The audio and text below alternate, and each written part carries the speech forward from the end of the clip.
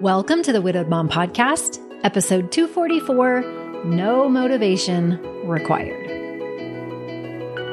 Welcome to the Widowed Mom Podcast, the only podcast that offers a proven process to help you work through your grief, to grow, evolve, and create a future you can truly look forward to.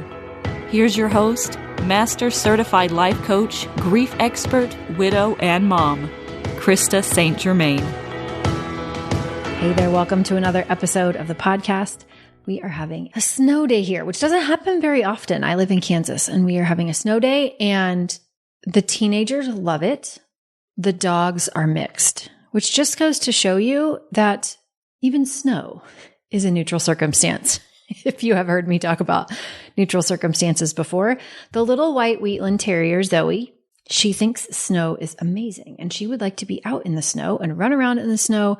And she just like streaks around the backyard and then she comes in with snowballs matted into her fur and she thinks it's the best thing ever. And she would really just rather stay outside. And then there is my dog, Sadie was my dog with Hugo. We got her together. And she's kind of a mix of a lot of things. I've had her doggy DNA done and she's like German Shepherd, Rottweiler, Labrador, part Pit Bull, and then like 25% mixed, something like that. Sadie would just rather take a pass on the snow. She will go out long enough to go to the bathroom and come back in, but she has very different thoughts and feelings about the circumstance of the snow.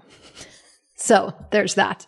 Okay, before we get into no motivation required, I want to make sure that you know that once a month, I do a free public coaching call called Ask Krista Anything. I've been doing it actually since 2020.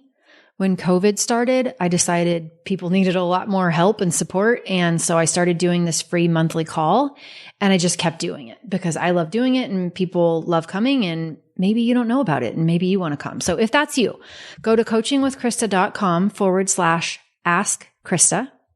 And you can sign up to be notified. If you're already on my email list, you should be getting notifications anyway. So this is for those of you who are missing out and you would really like to either come to an Ask Krista Anything call or at least get the recording sent to your inbox, coachingwithkrista.com/ask Krista. So I just want you to know that that is there. Okay, let's talk about motivation and why it is absolutely 100% not required. Right now, if you're listening to this episode as it comes out, we are at the end of January. And we know what starts to happen at the end of January, right? We know that people come into the new year having decided upon resolutions, things they want to change, things they're excited about doing. This year is going to be different. And they start off great. And then about the end of January, or maybe even into mid-February, they stop feeling so motivated.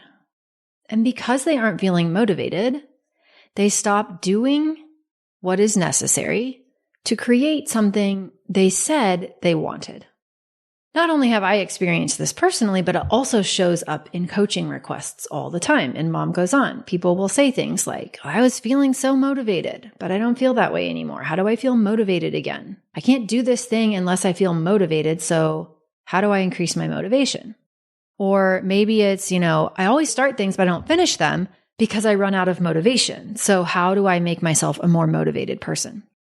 And I get it because I've also done it. But what I've learned is that asking ourselves to increase motivation isn't nearly as useful as what I want to propose to you today.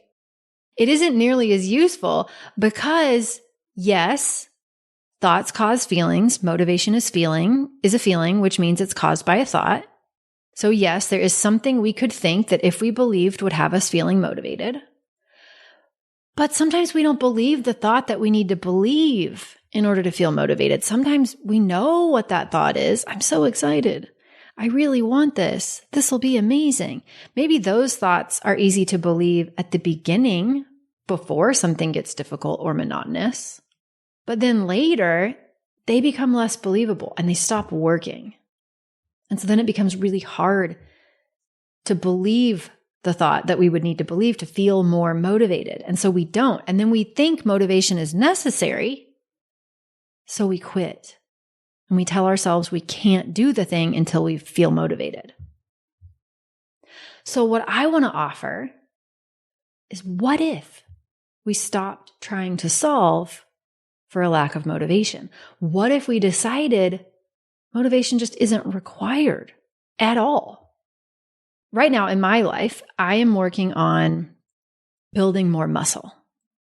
And I don't always feel motivated to go and do what is required of me to build more muscle.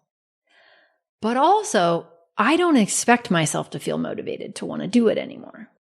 In fact, I want you to think about all the things you do, and you just do them, but you don't expect yourself to feel motivated to do them, right? You get gas when you need gas in your car. You brush your teeth.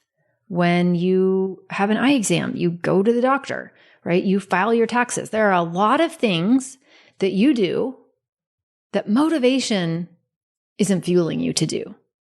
You do them because you're committed to doing them. You do them because you want what's on the other side of having done them. But you don't tell yourself you need to feel motivated to do those things. You just go do them. So I bet there's also a list of things. Maybe it's New Year's resolutions, maybe it's not. But I bet there's a list of things that you're telling yourself that you need to feel motivated before you can do. And so how much easier would it get to do the thing if you insisted on feeling motivated before you did it, and you just started doing it because you're committed, because you want what's on the other side of having done it, and you don't expect yourself to feel motivated anymore. So whatever that thing is that's coming up in your mind, as I mention this to you, I want you to ask yourself this question and be honest. Be honest. Why are you committed to doing it? Really, truly, why? Why are you committed to doing that thing? Would you benefit from continuing to sell yourself on your own commitment? Meaning, would it help you to cultivate your own sense of commitment? So right now I'm listening to podcast episodes about why muscle matters and the health benefits of having more muscle. I'm intentionally selling myself on my goal of having more muscle. And listen, I used to own 2 fitness centers in a past life, like in my mid-20s, early 30s. I have studied kinesiology. I know a lot about muscle. And still, I am going to the effort to sell myself on it because I really want to believe it in my bones.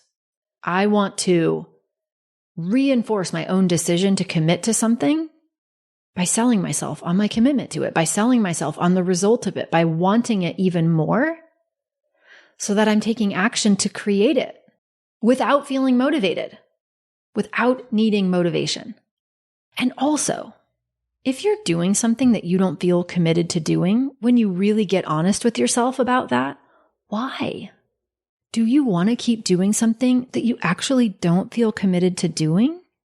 Because you could just stop. You could just give yourself permission to not do it anymore. Just because at some point you committed to something, I don't think that's a very good reason to keep doing it. If it's not really what you want, if it no longer feels aligned with what you value, if it no longer feels like it fits in the vision that you have for your life, if it's just no longer relevant. And sometimes where I see this happening with widows is that it's something we decided to do when our person was alive. It's something we decided to do because we were going to do it as a couple. And we liked our reasons for deciding to do it then, but now not so much. Now we're kind of holding ourselves hostage to a commitment that we made before when we're really not even that interested in it anymore. We just don't know how to let ourselves off the hook and be kind to ourselves. So I want to offer that that's also an option. Are you committed to doing it? Would you benefit from continuing to sell yourself on your own commitment? And if you're not committed, you could just stop, and that would be okay too. I think that's actually an honorable choice in many circumstances. But if there's something you're committed to doing and you really want to do it, you might not want to do the action that it requires of you, but you want what's on the other side of having done it. I don't want to go downstairs and lift weights. Maybe at some point I will, but I don't right now. And I don't expect that of myself. I don't expect myself to feel motivated. We do the thing because we want it done. No motivation required. That's what I have for you this week. All right. I love you. You've got this. Take care, and I'll see you next time. Bye-bye. If you like what you've been hearing on this podcast and want to create a future you can truly get excited about even after the loss of your spouse, I invite you to join my Mom Goes On coaching program. It's small group coaching just for widowed moms like you, where I'll help you figure out what's holding you back and give you the tools and support you need so you can move forward with confidence. Please don't settle for a new normal that's less than what you deserve. Go to coachingwithkrista.com and click Work With Me for details and next steps. I can't wait to meet you.